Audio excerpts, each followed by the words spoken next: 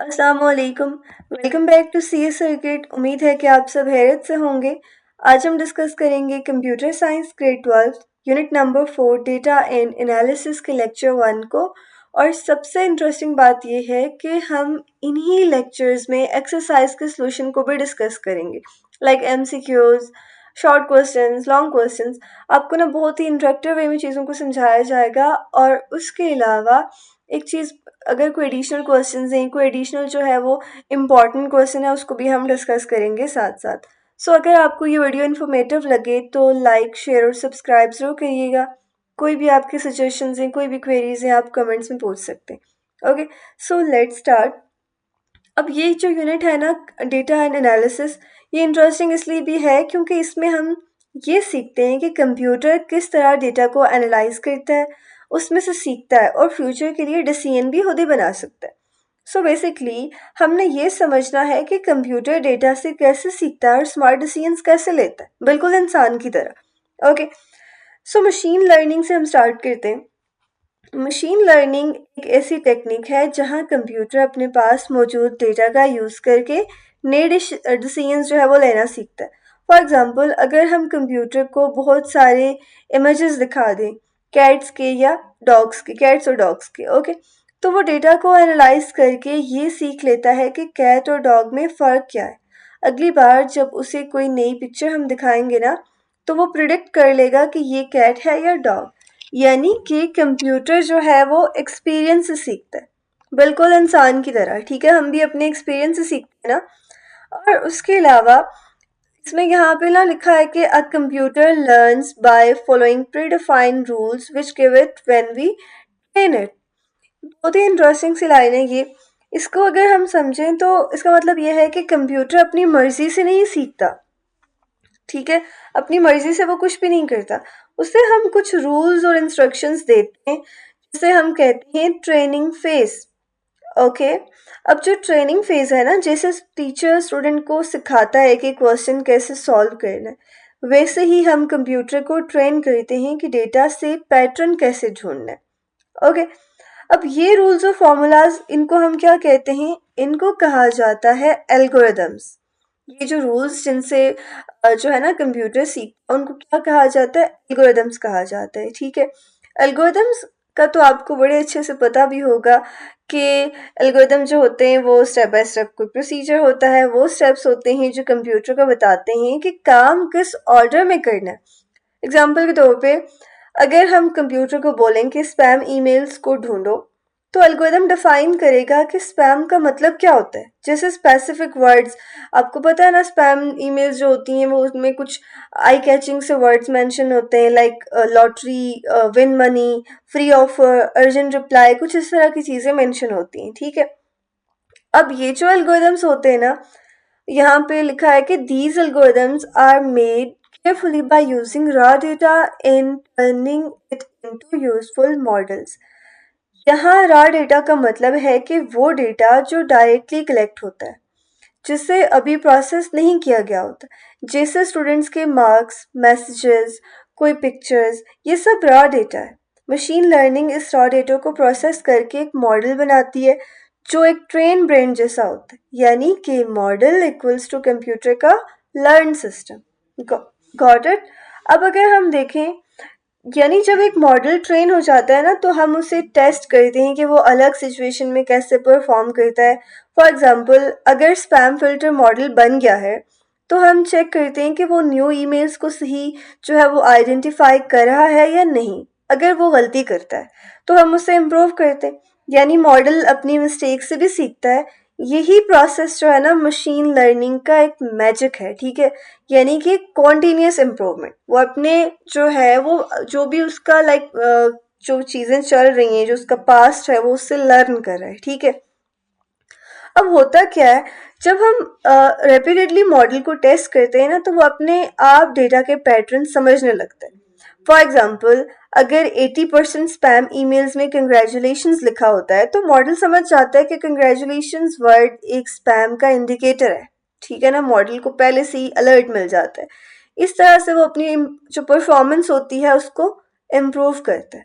Okay, और जब वो एक like good level of accuracy पर पहुंच जाता है ना, तो वो प्रिडिक्ट कर सकता है कि फ्यूचर में क्या होगा, जैसे नेक्स्ट ईमेल जो है वो स्पैम होगी या नहीं होगी, ठीक है। अब देखें, मशीन लर्निंग के मॉडल से हमें समझ आता है कि किस वजह से कोई रिजल्ट आता है। फॉर एग्जाम्पल अगर हम देखें कि स्टूडेंट्स जिन लोगों ने ज़्यादा प्रैक्टिस की उनका रिजल्ट अच्छा आया, तो हमें पता चलता है कि प्रैक्टिस, यानी कि प्रैक्टिस जो है वो कॉज है, और ये कॉज जो है वो रिजल्ट यानी कि इफेक्ट है। यानी प्रैक्टिस की वजह से ही रिजल्ट पे कोई इफेक्ट हुआ, ठीक है, यानी कि गुड मार्क्स आए। इसी तरह कंपनीज जो है ना मशीन लर्निंग का यूज़ करके समझती हैं कि किस तरह प्रोडक्ट की डिमांड किस सीज़न में ज़्यादा होगी, ठीक है ना। जैसे आपने देखा होगा कि जो है वो कोई इवेंट जब होता है या कोई जब कोई स्पेशल ओकेजन होता है, त्यौहार के मौका पे, रमज़ान के मौका पे, आपने देखा होगा कि जो है वो अक्सर ब्रांड्स पे सेल लग जाती है, इतना परसेंट ऑफ, या विंटर या सीज़न कुछ इस तरह से आपने देखा होगा, क्योंकि कस्टमर की ट्रैफिक को जो है ना देखा जाता है कि किस मंथ में ज़्यादा होगी, तो वो ये मशीन लर्निंग के थ्रू चीज़ों को प्रिडिक्ट कर दिया जाता है कि कहाँ पे क्या किस तरह ऑडियंस को हमने ग्रैब करना है, ठीक है। अब ये जो मशीन लर्निंग है ना, इसका मेन एम है फ्यूचर प्रिडिक्शन। फ्यूचर में किस तरह से हमने जो है ना मार्क, अगर बिजनेस है तो उन्होंने किस तरह से प्रॉफिट गेन करना है, ठीक है। अगर हमारे पास पिछले 5 साल के सेल्स का डेटा है सपोज करते हैं, तो कंप्यूटर आसानी से प्रिडिक्ट कर सकता है कि अगली ईद पे किस चीज़ की सेल ज़्यादा होगी। इसीलिए अमेज़न, दराज और नेटफ्लिक्स जो है ना मशीन लर्निंग का यूज़ करते हैं जो है ना प्रोडक्ट्स को रेकमेंड करने के लिए। नेटफ्लिक्स आपने देखा होगा कि आपकी सर्च हिस्ट्री की बेसिस पे आपको नेक्स्ट शो जो है वो रेकमेंड कर रहा होता है, ठीक है। इसी तरह से यूट्यूब पे जो चीज़ें आप सर्च करते हैं, जो देखते हैं, आपने देखा होगा कि आपको फिर वो रिकमेंडेशंस, अगर आपने यूट्यूब नहीं भी ओपन की, आपको एक नोटिफिकेशन शो होता होगा, आपको रिकमेंडेशंस शो होती होंगी। माइट भी आपने यूनिट 3 के लेक्चर्स देखे हों, अभी जब यूनिट 4 का लेक्चर अपलोड हो रहा है तो आपको जो है ना, अगर आपने चैनल को सब्सक्राइब माइट भी नहीं किया हो, लेकिन फिर भी आपको कोई रेलेवेंट जो है वो फेडरल बोर्ड की नोटिफिकेशंस आने लगी, क्योंकि आप इन चीज़ों को सर्च कर रहे होते हैं, ओके। सो एक और एग्जांपल है यहाँ पे जो गिवन है कि we can see this with an example of email spam filter. A spam filter learns from old emails that were marked as spam or not spam. Okay, when we mark an email in our inbox as spam, the machine learning model learns from the keywords used in that email. अच्छा, अब ये जो example है ना सबसे best है समझने के लिए। स्पैम फिल्टर एक ऐसी टेक्नोलॉजी है जो मशीन लर्निंग का यूज़ करती है। जब हम अपने इनबॉक्स में कोई ईमेल को स्पैम मार्क करते हैं ना, तो वो मॉडल को ट्रेन करता है कि इस टाइप की ईमेल्स जो है ना स्पैम होते हैं। फिर मॉडल उन ईमेल्स के कीवर्ड्स देखता है, जैसे कि click here, win prize, claim reward, कोई ना आई कैचिंग सी बातें होती हैं, बंदा कहता है कि हाँ भाई खोल लेता हूँ मैं। यानी कि सपोज आपको किसी ने मेल की हो कि congratulations, you won a lottery, you won a 10 lakh cash prize, you won 10, I don't know what, कुछ इसी तरह की चीज़ें आपको जो बड़ी कोई बंदे को देख के लगता है कि खोल देता हूँ, और उसमें कोई जो है वो लिंक मौजूद होते हैं, फिर वो जब आप डाउनलोड करते हैं तो आपका जो है वो सिस्टम स्लो हो जाता है।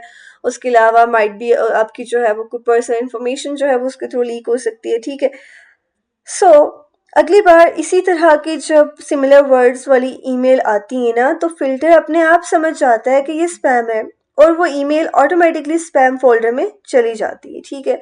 इसके अलावा अगर मैं आपको कोई और एडिशनल एग्जांपल दूं, वैसे तो हमने काफ़ी सारे डिस्कस की, जैसे यूट्यूब में भी मशीन लर्निंग है, मैंने आपको ऑलरेडी बताया है।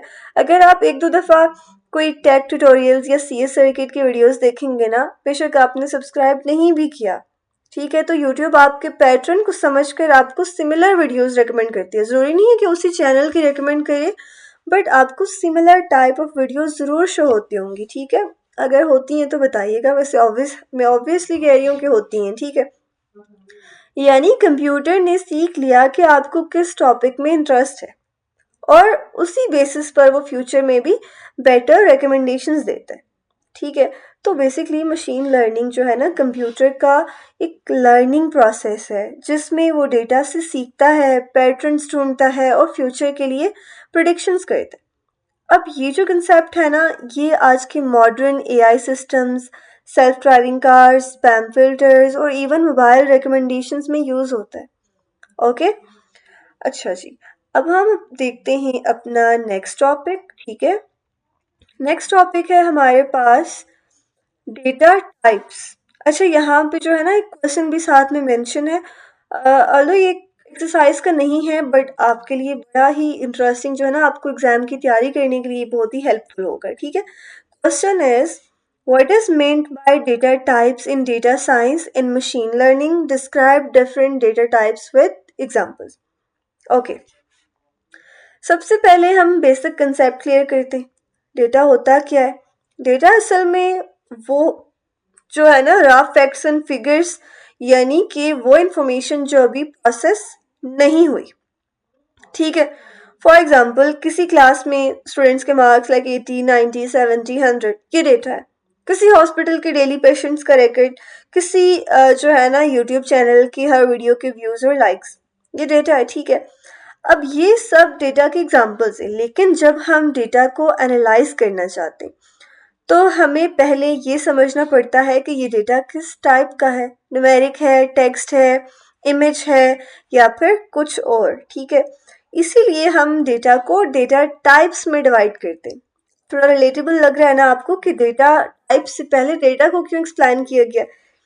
तो ताकि जो है ना कंप्यूटर सही मेथड चूज करे उस डेटा को प्रोसेस और एनालाइज करने के लिए। ओके, सो सबसे पहले हमारे पास है जी न्यूमेरिकल डेटा। न्यूमेरिकल डेटा वो डेटा होता है जो नंबर्स में होता है और जिसमें हम मेजर कर सकते हैं।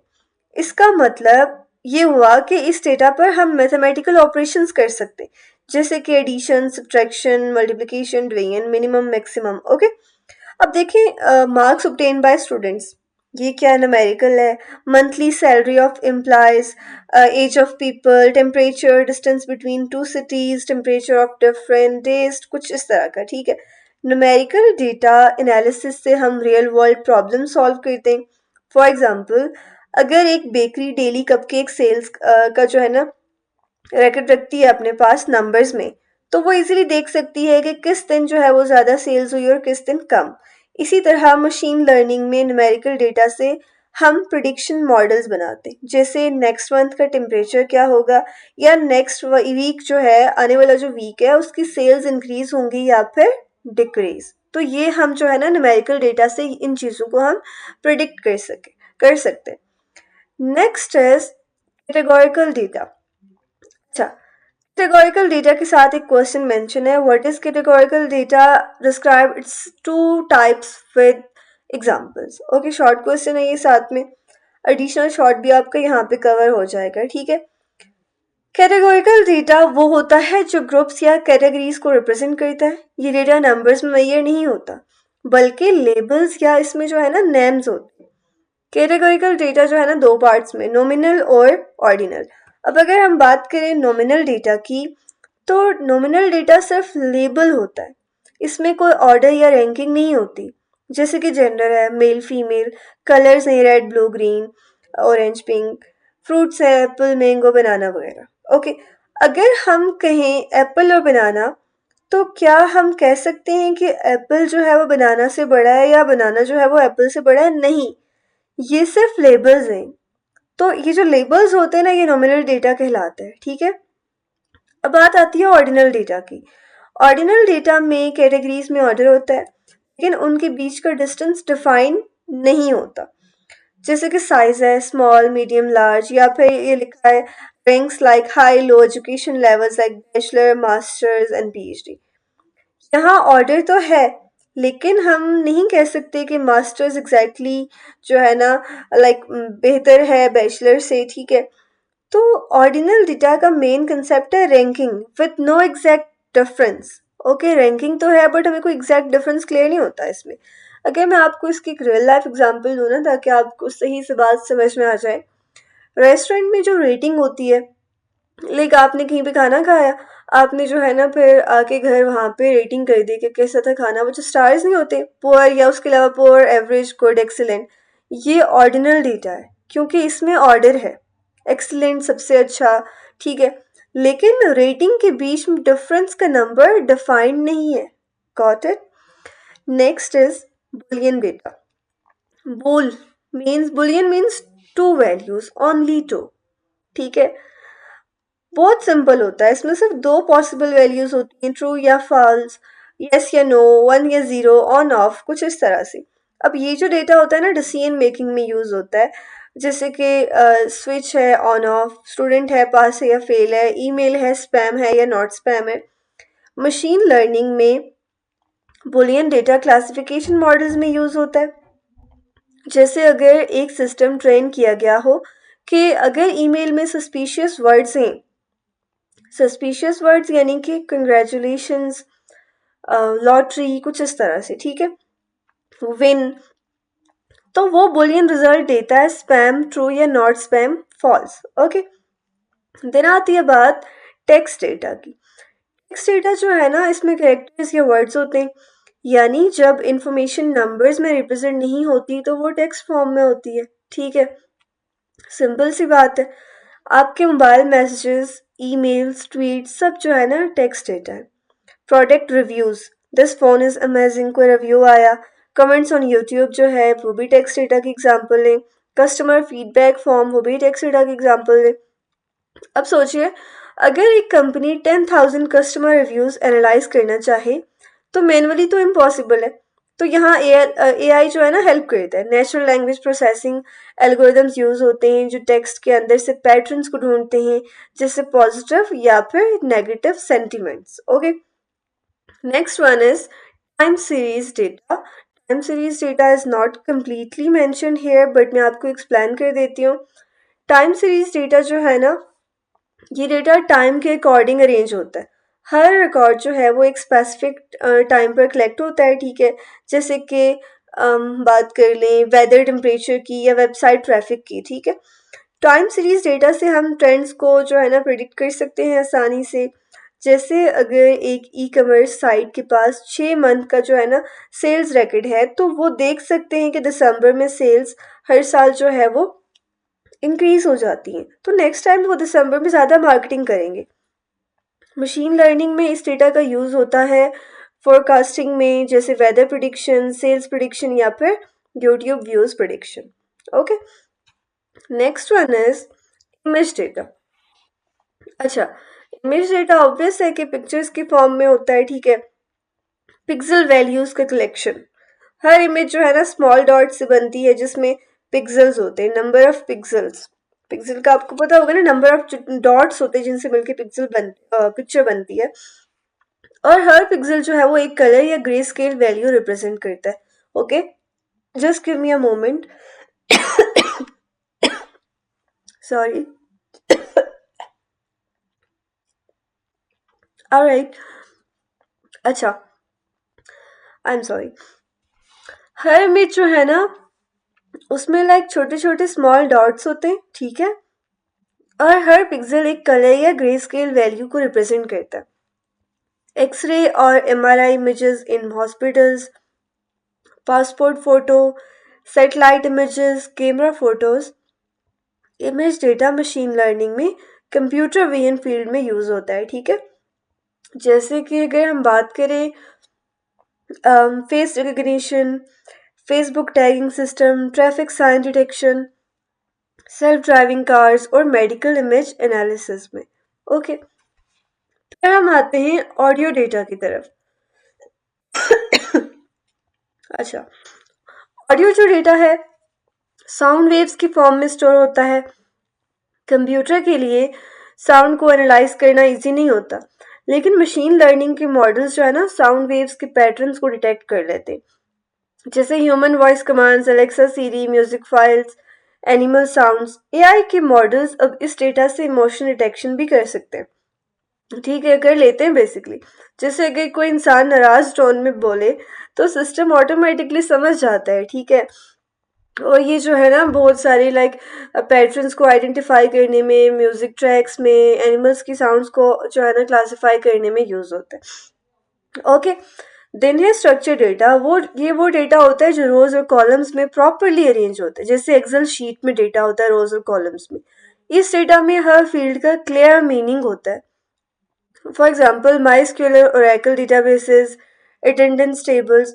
स्ट्रक्चर डेटा इजीली सर्चेबल होता है और एनालिसिस के लिए परफेक्ट होता है। लाइक आप सिंपली उसमें से चीज़ों को सर्च कर सकते हैं। और स्ट्रक्चर्ड फॉर्म में हो तो हम जो है ना इंस्टेंटली देख सकते हैं कि किस स्टूडेंट का रिजल्ट जो है वो टॉप है, ठीक है, टॉप पे है कोई बच्चा। अच्छा, देन है semi structured data. Semi structured data जो है ना पार्शली ऑर्गेनाइज होता है, ये फिक्स टेबल फॉर्मेट में नहीं होता, लेकिन उसके पास टैग्स या कीज होती है जो इन्फॉर्मेशन डिस्क्राइब करती हैं, ओके। जैसे कि example files, Jason files, HTML pages. Suppose करते हैं कि जेसन फाइल में लिखा हो नेम अली एज 20, तो यहाँ स्ट्रक्चर डिफाइन होता है, ठीक है, लेकिन कॉलम्स फिक्स नहीं होते। आजकल ना वेब एपीआईज और एप्स मोस्टली इसी सेमी स्ट्रक्चर डेटा फॉर्मेट पे काम करती हैं, okay. Then is unstructured data. Unstructured data सबसे कम्प्लेक्स होता है, इसमें कोई फिक्स फॉर्मेट नहीं होता और ये बिग डेटा भी होता है, यानी टेक्स्ट, ऑडियो, इमेज सब कुछ मिक्स होता है। बिग डेटा ठीक है अनस्ट्रक्चर्ड होता है, और जो ट्रेडिशनल डेटा है ना वो लाइक स्ट्रक्चर्ड होता है। यूट्यूब वीडियोस, अब आप देख लें इनको, ईमेल्स को देख लें, स्कैन डॉक्यूमेंट्स को देख लें, सोशल मीडिया पोस्ट को देख लें, ये तमाम जो है ना किसी भी फॉर्मेट में हो सकती हैं, ओके। एआई और machine learning model specially train होते हैं ऐसे डेटा एनालाइज करने के लिए, जैसे वॉइस रिकग्निशन, इमेज कैप्शनिंग या video summarisation, okay. So students अभी तक जो है ना हमने मशीन लर्निंग को देखा आज, ठीक है, मशीन लर्निंग को हमने डिटेल में समझा। उसके अलावा जो है वो हमने डेटा को समझा, डेटा क्या होता है, डेटा टाइप्स क्या होती हैं, जो हमने 10 डेटा टाइप्स हैं उनकी हमने उनको एग्जांपल्स के साथ समझने की कोशिश की है, ठीक है। सो डेटा साइंस और मशीन लर्निंग में अगर हमें पता हो कि हम किस टाइप के डेटा के साथ काम कर रहे हैं, तो हम उसके लिए बेस्ट मॉडल और एनालिसिस मेथड चूज़ कर सकते हैं। न्यूमेरिकल डेटा से हम कैलकुलेशंस करते हैं, टेक्स्ट डेटा से हम इमोशंस को समझ सकते हैं, इसी तरह से वॉइस डेटा से भी, इमेज डेटा से फेस डिटेक्ट कर सकते हैं, और अनस्ट्रक्चर्ड डेटा से वर्ल्ड की कम्प्लेक्स इंफॉर्मेशन एनालाइज कर सकते हैं आसानी से, ठीक है। यानी कि डेटा ही वो जो है ना फ्यूल है कि जो एआई को चलाता है, ओके। सो ये था हमारा आज का लेक्चर। अगर आपको वीडियो इन्फॉर्मेटिव लगे तो लाइक, शेयर और सब्सक्राइब जरूर करिएगा। कोई भी आपकी सजेशंस हैं, कोई भी क्वेरीज हैं, आप कमेंट्स में पूछ सकते हैं। मिलते हैं नेक्स्ट वीडियो में, अपना ख्याल रखिएगा, अल्लाह हाफ़िज़।